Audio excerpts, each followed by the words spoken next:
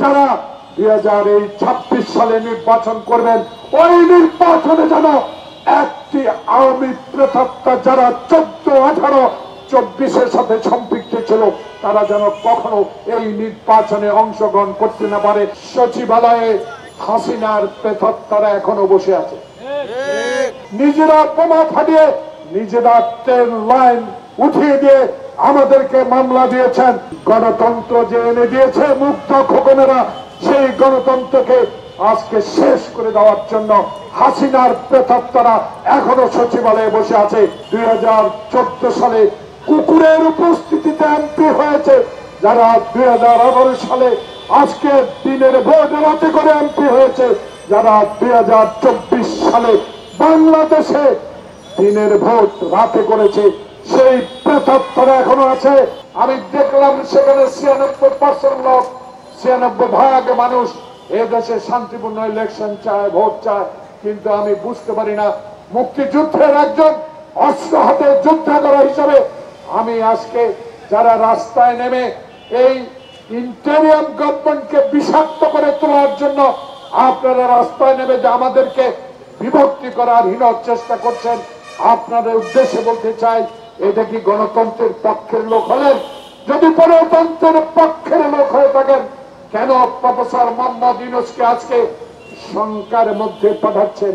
কেন আজকে প্রফেসর ইউনূসকে আমাদের মাঝে বিভক্তি তৈরি করার জন্য হীন চেষ্টা করছেন?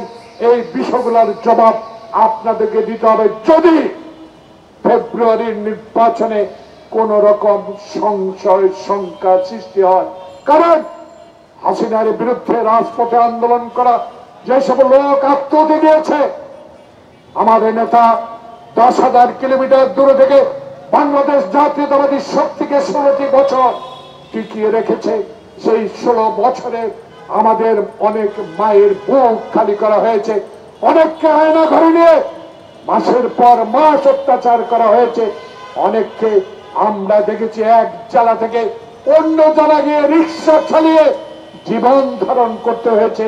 সেই ভাইদের কথা স্মরণ করে অনুগ্রহ করে আগামী ফেব্রুয়ারি নির্বাচনকে শঙ্কা মুক্ত করুন, শঙ্কার দিকে ঠেলে দেবেন না।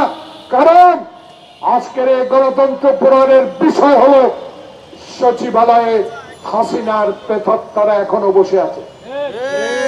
সচিবালয় নয়, শুধু সারা বাংলাদেশে উপজেলা বলেন, জেলায় বলেন, যারা 2014 সালে আমাদেরকে নির্বাচন থেকে বিরত রেখেছিল, আমাদের আন্দোলনকে ধূলিসাৎ করে দিয়েছিল, নিজেরা বোমা ফাটিয়ে নিজেরা ট্রেন লাইন উঠিয়ে দিয়ে আমাদেরকে মামলা দিয়েছেন, আজকে তাদের উদ্দেশ্যে বলতে চাই, আবারও কি সেই ষড়যন্ত্র এই আওয়ামী প্রেতাত্মাদের দ্বারা শুরু হয়েছে? যদি বুঝে থাকেন হাসিনার প্রেতাত্মারা এখনো সচিবালয়ে আছে, অনুগ্রহ করে। কারণ 2001 সালে বেগম খালেদা জিয়া আপনাদেরকে 2 জন মন্ত্রিত্ব দিয়েছিল, শহীদ প্রেসিডেন্ট জিয়াউর রহমান আজকে বাংলাদেশে বিভক্তি ছেড়ে বাংলাদেশকে বিশ্বের দরবারে একটি দেশ হিসাবে প্রতিষ্ঠা করার মানুষে যেই দল গঠন করেছিল, সেই দলের আদর্শ নিয়ে বেগম জিয়া বাংলাদেশে একসাথে বিরোধী আন্দোলন করে গণতন্ত্রকে ফিরে এনেছে। মনে করিয়ে দিতে চাই 96 সালে বেঈমানি করেছে কারা, মনে করিয়ে দিতে চাই এই বিশ্বাসঘাতকদেরকে চিহ্নিত করুন। দয়া করে রাজপথ থেকে উঠে এসে এই ইন্টেরিয়াম গভর্নমেন্টের যে নির্বাচনের ট্রেন, সেই ট্রেনে চড়েন, জনমত যাচাই করেন। পিআর অবশ্যই আপনারা বুঝেন, সে পিআর পদ্ধতি যদি আনতে হয় বাংলাদেশের এই ফেব্রুয়ারির নির্বাচনে জনগণের কাছে যান, ভোট দিয়ে ওই সংসদে শেরে বাংলানগর ওই সংসদে যা সংখ্যাগরিষ্ঠতা অর্জন করে ক্ষমতায় যান, সংবিধান পরিবর্তন করে পিআরে দেন।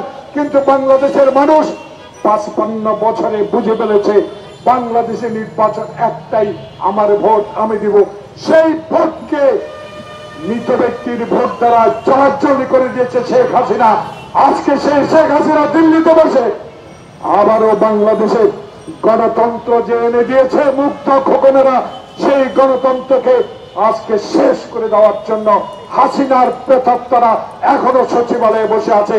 তাই আজকে গণতন্ত্র ফোরামের দাবি হবে, আপনাদের মাধ্যমে আমরা জানিয়ে দিতে চাই 2026 সালের ঘোষিত ফেব্রুয়ারি নির্বাচনে যারা 2014 সালে কুকুরের উপস্থিতিতে এমপি হয়েছে, যারা 2018 সালে আজকের দিনের ভোট রাতে করে এমপি হয়েছে, যারা 2024 সালে বাংলাদেশে দিনের ভোট রাতে করেছে, সেই প্রেতাত্মারা এখনো আছে।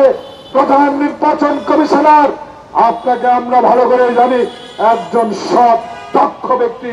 আপনার কাছে অনুরোধ থাকবে, গণতন্ত্র ফোরাম যারা 2026 সালে নির্বাচন করবেন, ওই নির্বাচনে যেন একটি আওয়ামী প্রেতাত্মা যারা 14, 18, 24-এর সাথে সম্পৃক্ত ছিল, তারা যেন কখনো এই নির্বাচনে অংশগ্রহণ করতে না পারে।